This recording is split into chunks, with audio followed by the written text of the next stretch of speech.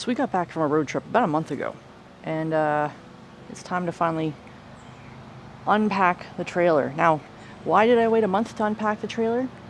Because we had ticks. Let me say it again. We had ticks. The ticks were so bad, in fact, that when I opened that up, when I got home to initially unpack everything, there was one sitting right there. Just like, bonjour! And I was like, ugh! So we had a couple of heat waves. Hopefully everything in there is cooked because, goodness, I'm cooked right now. It is warm. This is about heat wave number 3 since we got home. So everything that was in there, I mean, full sun, right onto it. So I figured, since I have some time, I would talk about a few things that I really don't like about my trailer. And you know what? Maybe you'll find it handy. First things first, it's supposed to fit a queen. As you can see, it doesn't. It's about an inch too big in every direction. The mattress is an inch too big in each direction. And I don't mean, you know, the 6 inches too big. I mean like a legit 1 inch too big. Now, had I thought about it, I would have gotten something, instead of like a proper mattress I could trim back. And I even thought I could trim this back, but no, apparently that interferes with the fire retardant. And I was like, and you know what, I'll just manage. But it means that I get really, really good at replacing screens. So that's the first thing. Oh, that's hot. There's no heating or cooling. Which, you know, is okay in some ways. I mean, for heat, I don't have a problem. As long as I'm not skidding off the road. I have a meathead. He warms that up pretty good. I'm flapping my arms around a lot. No, you miscalculated opening the vent. You have frost inside. Whoops. You know, you underestimate how cold it is for it to get at night when you leave the water bowl out and it's frozen. But when it's warm out, there's no way. I have a hard enough time. I can't, in good conscience, bring them into a day that it's almost 30, just temperature, 30 Celsius. Someone can figure out the Fahrenheit. And all I have is that little itty bitty vent in the top and this much screen, which is mostly covered up by that. That's because I'm delicate. When it comes to sleep, I need to sleep well, and I'm a side sleeper, so I need a thick mattress. Yes, that's my own darn fault. Kingsley, it's too hot for you to go to bed right now.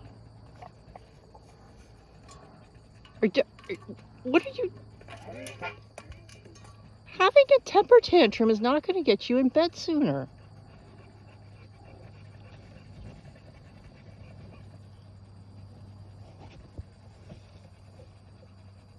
Are you done having your little meltdown? Well, it's empty because you emptied it. It's dark in here. Yeah, there's no storage other than that little shelf, except for the mesh that I have added.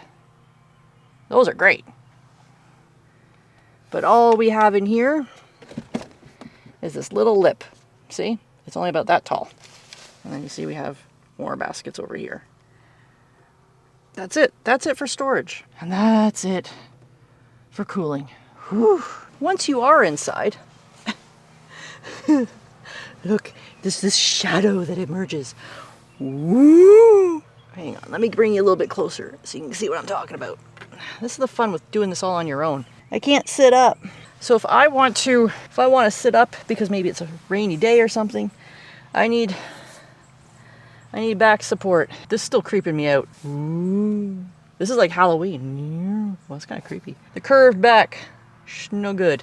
I do not care for this curved front. I actually lost, I think, my mail key. It was on a monkey fist, you know, like those 1-inch ball bearings wrapped up in paracord. My mail key was on that, and I had it in the car, and I moved it because I thought I was going to film something. No, I don't know where it is. I thought I might have put it in here. No, I don't know where it is. So that's great.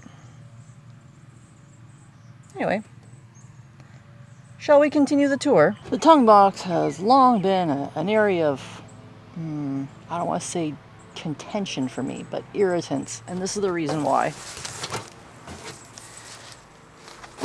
Oh.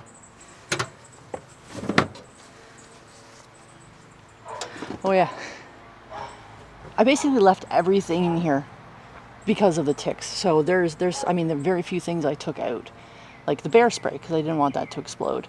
So yeah, those are pants that needed to go into the laundry, but I was like, I'm gonna let them get good and bakey bake. So this box here is where you would put the battery, the marine battery to power the 12-volt system that the thing comes with, that's supposed to be powered with the solar panel. But look at how big this is, and look at how much space this takes up. So that means that I have to work around it. Now, I understand the reason why. I mean, obviously, you want to put it in the middle to keep everything balanced. I just think it would have been nice if it had been, I don't know, maybe sunken into somewhere else, or if it had like a counterbalance or something. But as it is, like, I have to move everything around it, and it's not the most, like, it's not small. But again, I get it. Pain in the patootie, minor inconvenience. But that just goes to the solar panels that fit up here. The panel that came with this thing is 30 pounds. That's awkward if you're someone who has to put it on by yourself. But then to charge it, there's nowhere that it would run to. Like, you have to leave the box open while it's charging, which means that you couldn't charge it while you were driving or something. And someone like me, who's like always on the road, who's always moving from site to site to site, that's basically makes it null and void. I've never hooked the solar panels up because it's just not worth it for me to set it up at the start of the day, usually at the end of the night. So what, I'm getting a couple hours, and put it away in the morning right before I leave when I get maybe an hour of sun if I'm facing in the right direction. I wonder if my key is in here. The tongue jack itself is fine. It seems to be fairly robust. I mean, it's not a high-end one, and it's a pain in the patootie when it's on ground like this. There's not a lot of space between this handle and this bracket. I've lost a lot of skin off of these knuckles thanks to that, because you just go into autopilot and kunk, self-correcting, you would think. You make it once, you won't make it again. Well, that's giving me way too much credit. If I were going to do something different, I might put the brackets somewhere else, or, I mean, you can't really move the tongue jack up higher, so you're kind of pooch for limitations. And obviously you don't want to be keeping the gas like inside the tongue box or something silly like that. Maybe on a roof rack. To the galley. Helps if you open it first. Okay, there we go. I think. Okay. So the kid that owned this before me, and I call him a kid, but he was probably like in his 20s or maybe even 30s. He gutted the galley and he cut this hole here because he wanted the teardrop to basically be like he wanted this to be a little gazebo and not an actual kitchen area. He was planting trees and stuff. So for him, a kitchen didn't really have much value. And in fact, what he did was he had closed off like this section so that the shelf on the inside was shelving on the inside, not a galley.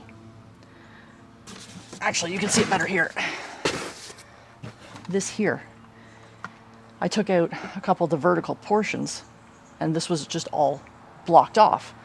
So he had shelving units on the inside. Well, I didn't want that because I would much rather have a galley space than clothing space.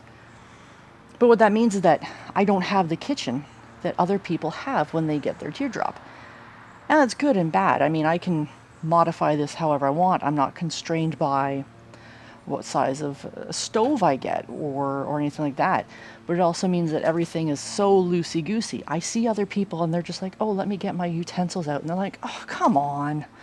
I want to be able to just open up a drawer and everything's there too, not have everything, in bins and stuff. And have my propane tank rolling around everywhere. I might put a bracket in here or something, but I'm not sure. At the very least, I'm putting a pool noodle on the tank so that it stops gouging up the wood. So that's cool. Okay, it's not going to shut anymore. That was awkward. Damn near concussed myself. Hello. One more thing. This is going to be a little uncomfortable. Probably more for me than for you. I'm going to need you to join me under the trailer. This is going to get tight. I don't know if I told you this, as I try not to concuss myself, but I had to replace my axle last fall coming back from Manitoba. Well, it was after we came, oh, where were we? Oh, we did our trip to the Alaska Highway. This is so awkward. We did our trip coming back from the Alaska Highway and everything was fine. Like, we survived the Alaska Highway, no problem. We survived our part of the Dempster, no problem. Everything's fine. It was crossing the border from Manitoba into Ontario. I bent my axle. And I know I bent my axle because one of the tires was wearing funny. The last day, I was so scared. Every bump, I was like, oh no, pop the tire. Every train track, I just crawled over. People are probably so mad at me, but whatever, I kind of don't care. I made it back and got a new axle. But that's not why we're down here. Why we're down here is for this. Oh my God. Oh my God, I don't know what you're looking at. And now we rotate. Oh, there we go. That's not a lot of space between tire and ground. And you have to get under there to get it. So that is a pain in the patootie. Now let me get back up without crunching my head. So what does it all mean? Well, if I was going to build or buy a new teardrop, I would have, starting front to back, either different placement of the tongue jack or gas cans somewhere other than there, somewhere where you're not smacking your knuckles. I try to make sure that I had better space in the tongue box itself because that's a huge, huge issue there. AC. Oh my God. Especially with the heaters that are the dogs. Those things put out heat like you would not believe. Definitely better ventilation too. A kitchen. And more space for storing things. Now, are any of those a deal breaker? No. And when you first get your teardrop, you're like, I don't care. That's fine, it's fine. And then you're like, oh God, my bins are moving around again. I just want somewhere to put my clothes and I need more Band-Aids for my knuckles. So that's it. Those are the things that I really don't like about my teardrop. Do I regret getting it? No, I don't. What is it, big man?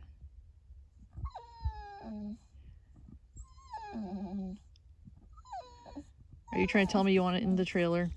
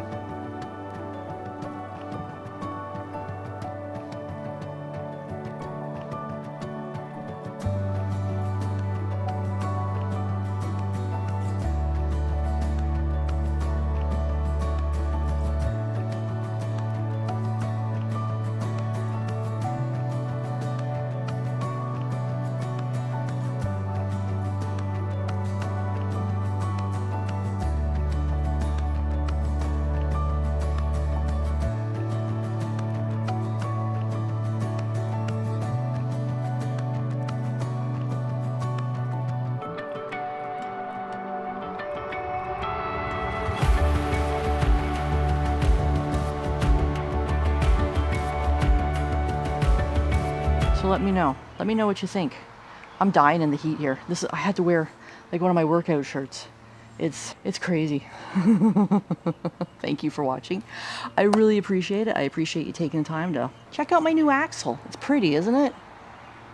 New tires too. That was a huge thing. What do you hate about your teardrop? Throw it below. Or are you one of those people who built it all from scratch and everything is perfect? Even if you built it from scratch, if you've never had one, I'm sure there are things you're like, that seemed like a good idea at the time, and just don't. I'm gonna concuss myself here. I just know it. Well, that's another thing. I had to put insulation here because the gap was so big. I totally forgot, but holy shoot. I think it's because of the heat. Or the piano hinges just gave out and that's going to be number whatever. Thank you for watching. I really appreciate it. Let me know what you think below, and I'm gonna move before I get concussed. We'll see you out there. Safe travels.